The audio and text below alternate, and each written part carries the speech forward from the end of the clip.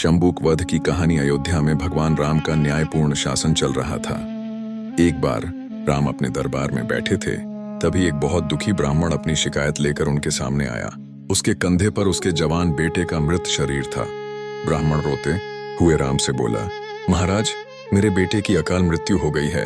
यह जरूर किसी बड़े पाप का परिणाम है जो आपके राज्य में हुआ है। मेरे पुत्र की इतनी कम उम्र में मृत्यु क्यों हुई?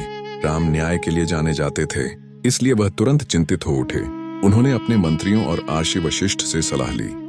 आर्षि मुनियों ने कहा कि यह केवल अधर्म के कारण हो सकता है। उनके अनुसार त्रेता युग में, जिस युग में राम थे, केवल ब्राह्मणों को ही कठिन तपस्या तप करने का अधिकार था। क्यों ने राम को बताया कि आपके राज्य में कहीं कोई शूद्र, समाज के चौथे वर्ण का व्यक्ति जरूर तपस्या कर रहा होगा और यही धर्म के विरुद्ध कार्य इस अकाल मृत्यु का कारण बना है।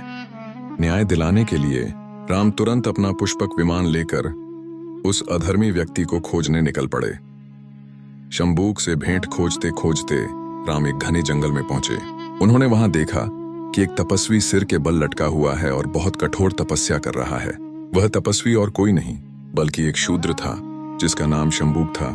राम उसके पास पहुंचे और उससे पूछा, तुम कौन हो और तुम यह कठोर तपस्या क्यों कर रहे हो? शंबुक ने उत्तर दिया, महाराज, मेरा नाम शंबुक है और मैं एक शूद्र हूँ। मैं अपने शरीर के साथ स्वर्ग जाना चाहता हूँ, इसीलिए मैं यह तपस्या कर रहा हूँ। राम ने यह सुनकर तुरंत तलवार निकाली। उन्होंने शंबुक से कहा, हे शंबुक, तुम्हारे द्वारा किया गया यह तपस्या हमारे राज्य में धर्म के नियमों का उल्लंघन है। इसी अधर्म के कारण एक ब्राह्मण पुत्र की अकाल मृत्यु हुई है। और यह कहकर भगवान राम ने वहीं शंबुक का वध कर दिया। परिणाम जैसे ही शंबुक का वध हुआ, ब्राह्मण का मरा हुआ बेटा फिर से जीवित हो गया। ब्राह्मण बहुत खुश हुआ और उसने राम को धन्यवाद दिया। राम ने धर्म की रक्षा करने और ब्राह्मण पुत्र को जीवन दान देने के लिए संतोष व्यक्त किया और अयोध्या लौट आए।